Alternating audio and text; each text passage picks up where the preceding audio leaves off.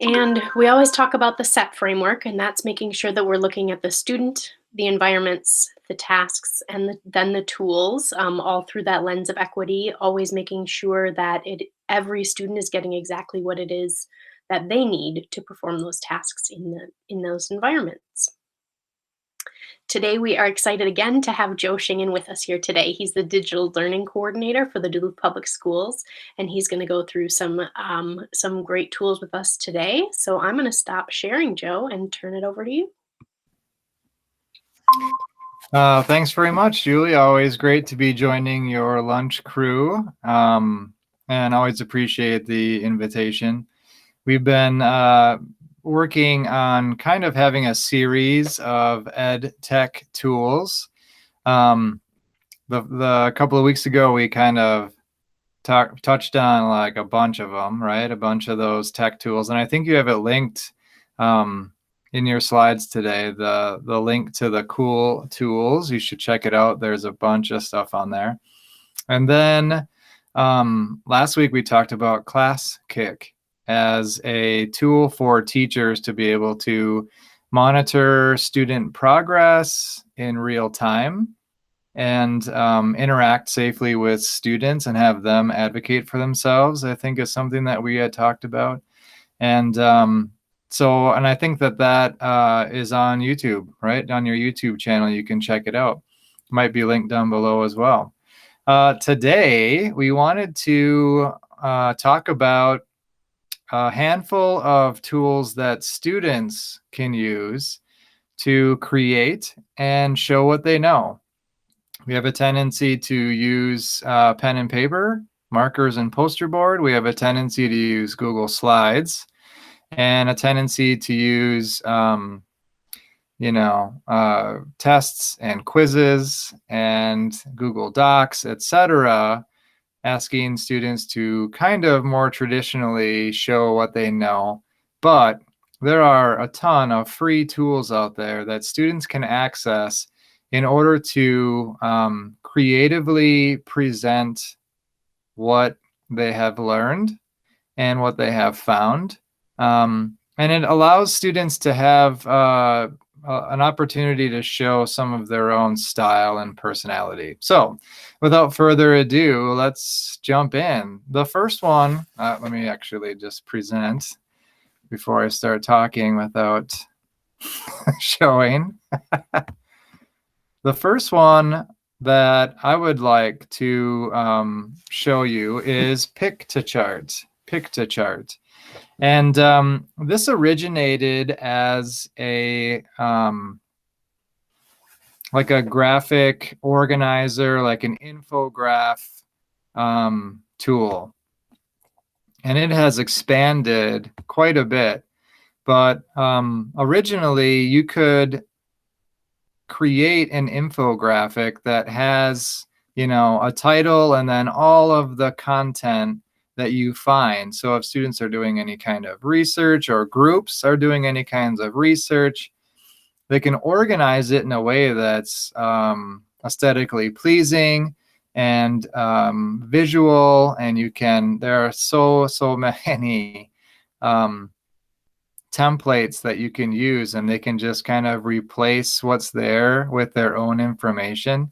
Students love stuff like this, getting into it and creating something that they can be proud of. Pictochart has moved on beyond infographics to being able to create presentations. So this would actually be slides, but slide templates that no one has ever seen before. And students like that novelty, we know. Posters, reports, even social media team templates is something that's not free, but it does exist. And so students can jump in without you having to really teach them too much. They can jump in and create these visual creations and easily share them with you, their teacher. One thing about Piktochart, the free version allows you to have 5 creations total. And so it doesn't mean that it blocks you. after you've made 5, it means that you can only have 5. So if they create and submit it, and then I create another one and submit it, maybe the next year, their old stuff they don't need anymore, they can delete some of their old creations and keep creating. They can only have 5 at a time. So yeah, that is Pictochart. I don't know how we want to do this. Any thoughts or reactions to Pictochart? Something students might like? Is there a unit of study that you do that might lend itself to presenting findings and information?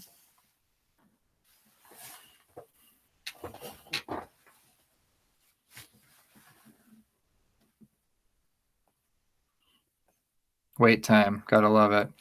It's even more stark when it's in a virtual meeting. All right, that's okay. It's okay with me. The minds are spinning. All right, moving on. So that is Piktochart. The next one I want to show you is Storyjumper. Storyjumper is super cool. Oh my.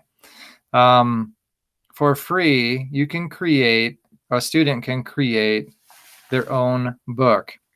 And so I'm going to actually show you how that works here. So here I am on in my books, and I'm going to jump into this one. They always give you like the first one, but I've never made one. So I'll do that in real time. So I'm going to edit my first book.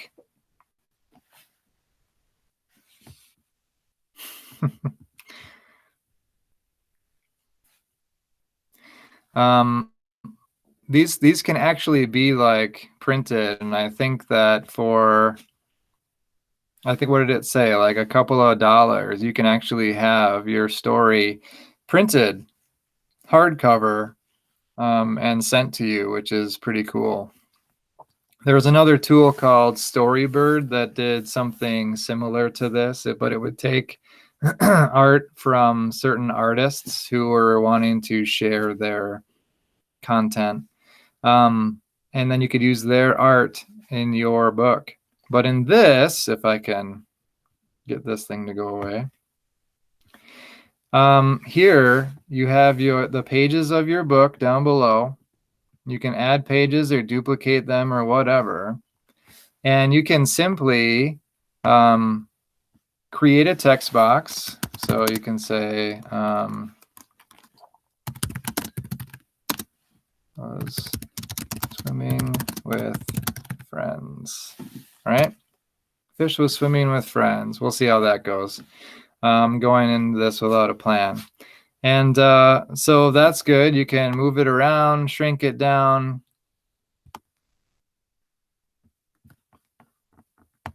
Change the font to whatever you want. All right.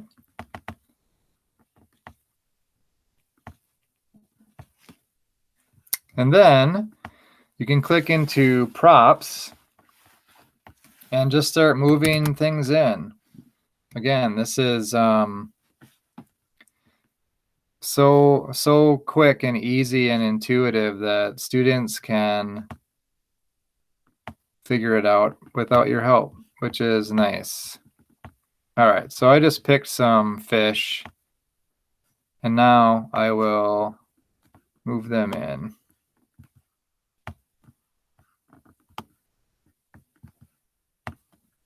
And kind of see how this is working.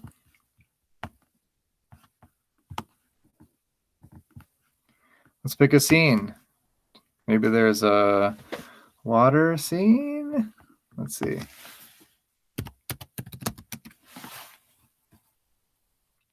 Oh, there we go. All right, so there's, oh, here's one underwater, or here's one with a rock. Let's go with underwater.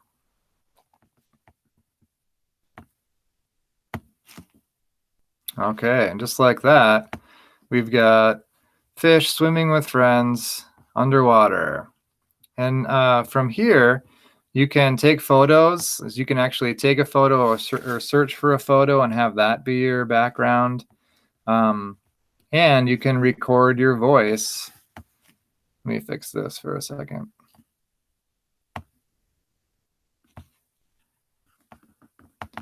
Let's go with white text so we can see it. Little things like that. All right. And then with your voice, I can actually record the text with my own voice, which I'll do right now. Yes, allow. The fish was swimming with friends. All right. Save that. I can add music. I can add sound effects. That'd be pretty cool, actually. Let's see if we can add some, well, what would be the sound effects underwater? Yeah, maybe not. Depending on, you know, where you're taking your readers, you can add music, which would be kind of cool. Maybe let's do that. Oh, wow, isn't that nice? All right. There we go. So now, as when you finish up and save and exit, which is here,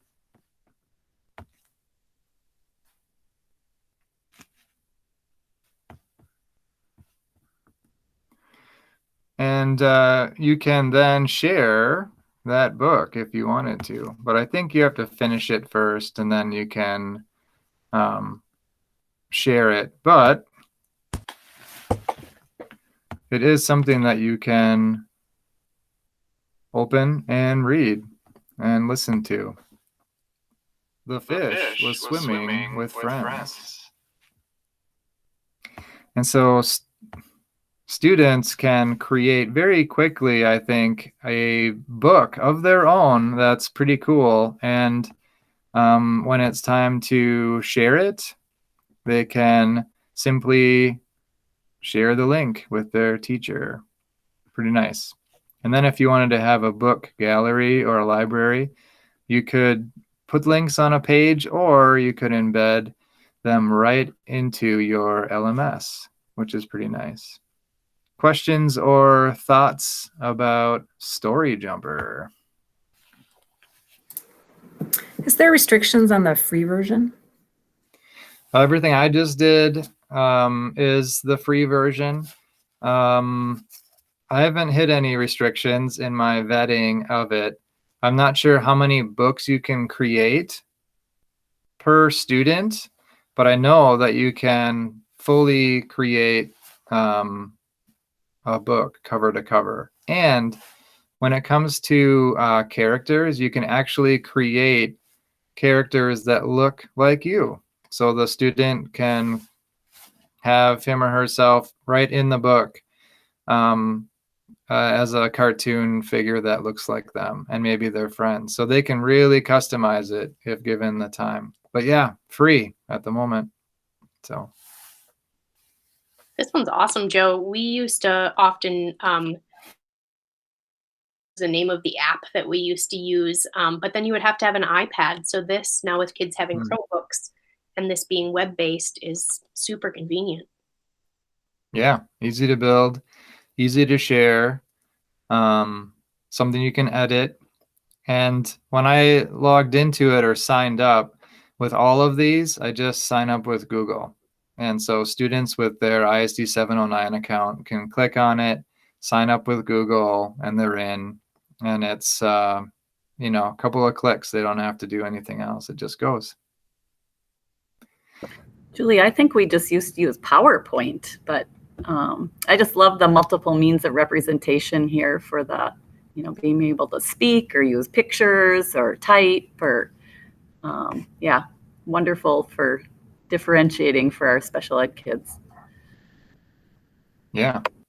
Thanks, Terry. Agreed. All right. On to the next.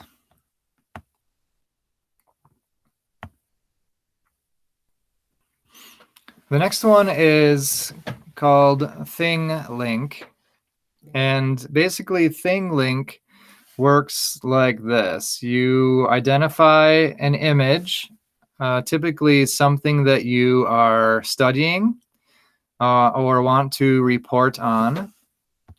And within that image, you can insert all kinds of content in link form. So you'll notice that this image has a bunch of these colored dots. And if you hover over, here is a source that has Twain's quotes, right? Here is an essay by the author.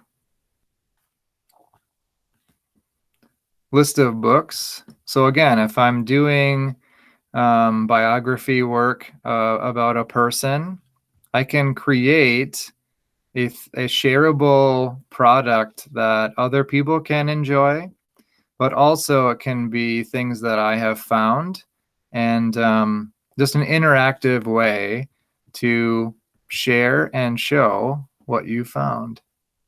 So this one was quickly made with simple sources, but these links could be to Google Slides that you've created about them, doc that you've written about them, etc. An interview recording, you know what I mean? So the links can be just about anything, but it's just another way to present findings and let students kind of know or have the opportunity to show what they know in their own way.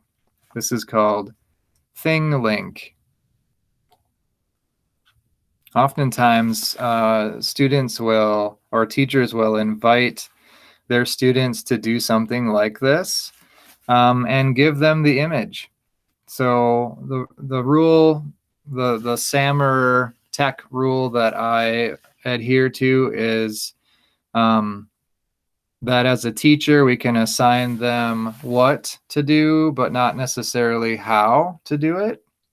Or we can say, this is how I want you to do it, but the topic is up to you. Students tend to wilt and deflate a bit when teachers are telling them what to do and how to do it, because the creativity and curiosity goes away. And that is the foundation of like just natural learning. And so these things can be curiosity seeking because there's novelty. And if we take that away, then we're kind of pushing our students into passivity. I'll get off my soapbox. Any thoughts about Thinglink and how this could be used in your classroom?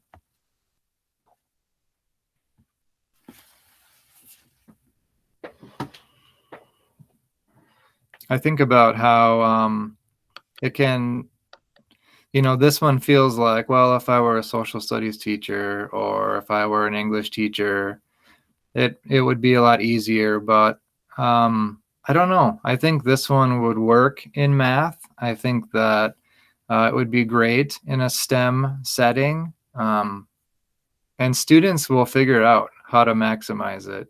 It doesn't have to be figured out by us. And I think that is a kind of a big step for teachers to be like, I'm going to assign you something that I myself am not sure I could do. And students surprise us, I think, again and again. Julie, were you going to say something? I was just thinking too, like even if us as teachers creating things, sharing information out with students, sometimes providing that visual context just helps ground for some of our students what the information is about. So I think like even in communication devices, some of them use these visual scenes and then those are topics, so if you had a scene of a room, this part of the room might be linked to this type of information. So just another way to use that as teachers creating content too. Very cool. Love that. Yeah, and we kind of call those mashups, meaning you might take a tool like Thinglink and maybe it's like you're saying, it's a picture of parts of a room or even doors. And those links open doors into and let them actually drill down, which is pretty cool. It takes a lot of planning up front.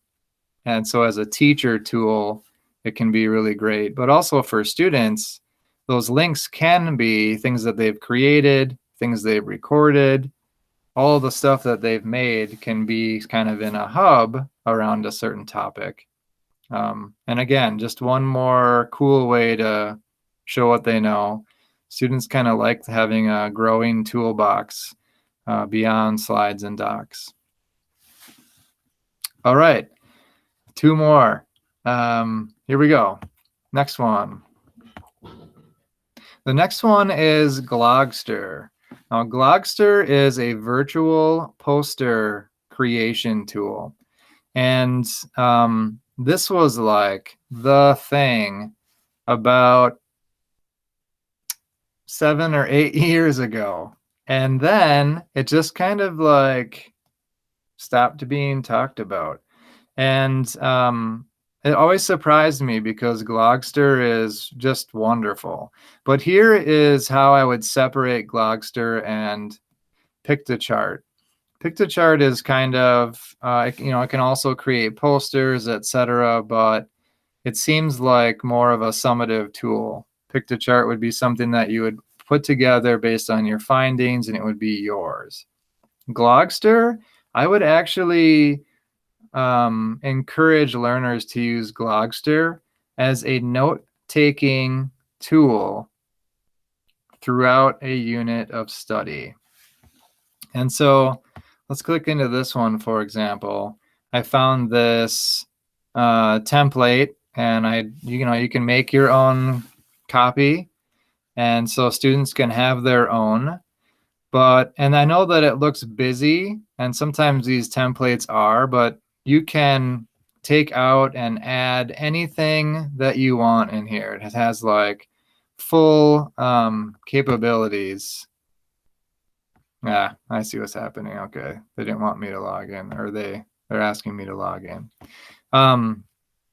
But anyways, you can make a copy and edit any and all of this. And so let's say that you are in a geometry class and you find a template like this, and you can simply build a visual of all of the postulates you're learning, all of the sine and cosine rules, examples from Khan Academy maybe that you like, and you can like build a one-stop shop of notes for that unit of study.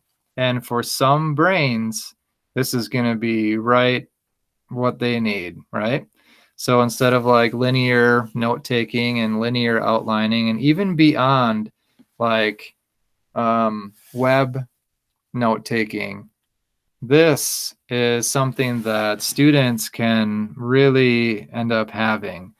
And again, teachers can create this and share it with them, but having students create this while they're taking notes and in real time is really a level up. Imagine if students were doing this and having notes this way.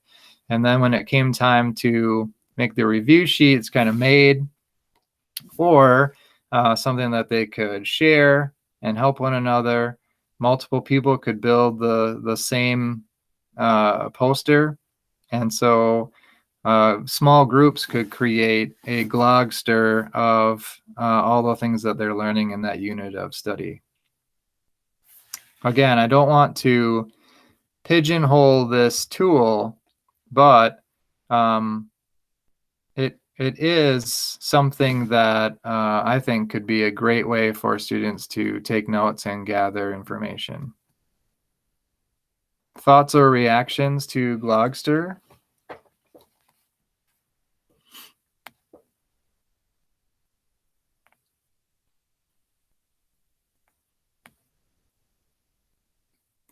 I want to encourage you to just put some of these tools into the hands of your students and just see what happens. You'll know. But for some students, that's going to be a really great fit with the way that their brain works. It's going to like sit them up straight, and they're going to be leaned in. And again, when we talk about differentiation, this is an example of that. Oftentimes, teachers shoulder differentiation. They say, okay, I, as the accommodating teacher, need to create or go the extra mile in order to reach this student and their unique learning needs, when in fact, sometimes it can be a matter of saying, why don't you try it this way and let them explore and let them differentiate on their own terms. It's another way to think about it, and technology is kind of just sitting there for us in that realm, if we're willing to take the leap. And maybe you hand Glogster over to a student and it fails, and immediately you're just like, no, bad. Then fine, you tried, and move on to the next attempt until you do find something that works. This is what we do. Okay, last one.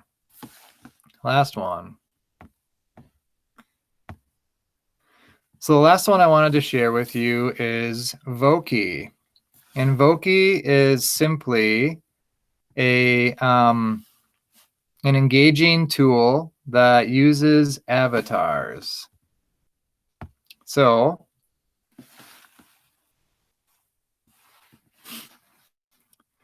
as I go into Voki, basically it allows me to create a message, but by using an avatar instead of your own face. So for some children, this gives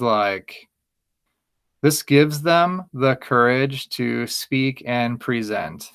And teachers can use this tool as a cool way to launch directions or talk about certain things that are coming up. It's weird. The eyes of these avatars follow the mouse. I don't know why that's so satisfying, but it is.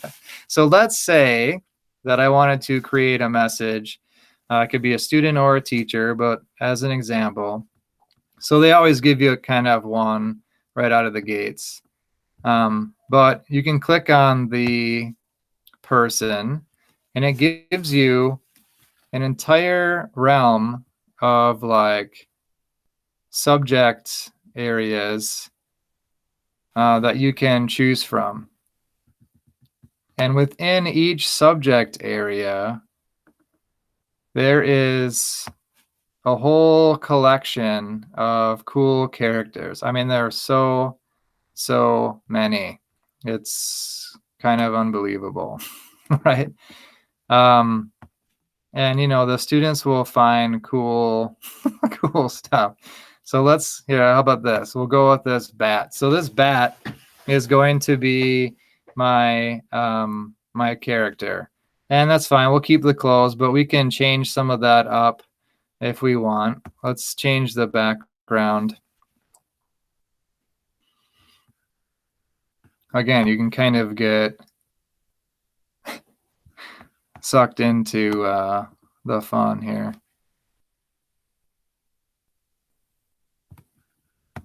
Let's go with this dark room. Almost has an Edgar Allan Poe thing going. All right. And so from here, then I can record or give that this avatar something to say. Now, Terry, like you were saying before, multiple modalities here. I can type something in and give it a voice. I can record with my device. I can call in if my device doesn't have a microphone, or if I had some other audio recording, I could just plug it in and this avatar would speak it. So again, if I typed it, it would work. So let's try that.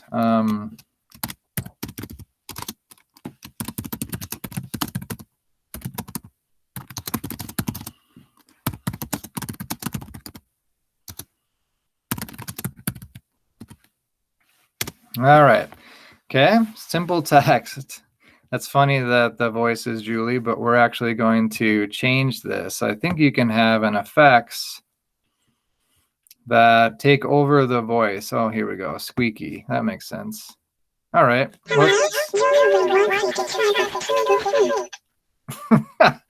right. I guess it played. Let's hear that again. Nice. So you can see that his little mouth opens and talks. And let's say that I'm satisfied with that. and then I hit save. Name it. That makes sense. Bats. And so now I've created this message, and again, students can present what they know, but put it into a character that speaks for them. And I can tell you that students will love this. And then from here, you can share it with a simple link.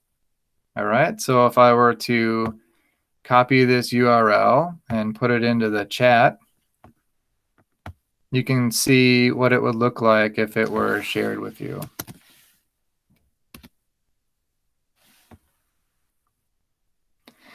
And again, it just opens and plays. It's not complicated, which for me is a big deal. Like, I don't like things that are super complicated. And frankly, if I had a tool that I wanted students to use, but it took me 3 days to get everyone going on it, gone. It didn't make the cut.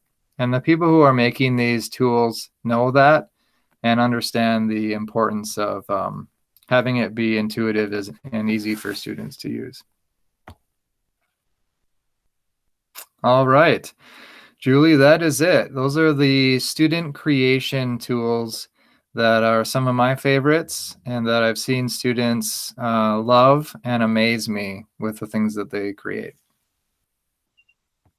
Awesome. So cool. Like Shannon just typed in the chat window there, fun tools. Thanks for sharing. Super cool tools. We really appreciate it.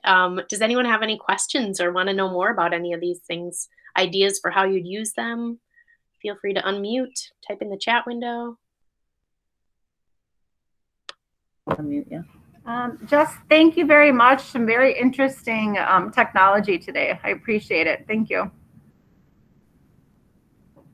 My pleasure. Anytime. And you can reach out and follow up with me, or Julie can put you in touch with me anytime if you have an idea or you're like, there's something I wanted my students to do, but I'm not sure what tool. I love that stuff. So I'm happy to work with you and help you out and get you moving. Nice. Anything to make it more engaging is always it's a good hook. Thank you. Thanks, Steph and Terry. All right, I'm going to stop recording now, but yeah, feel free to hang around and ask more questions, continue the discussion.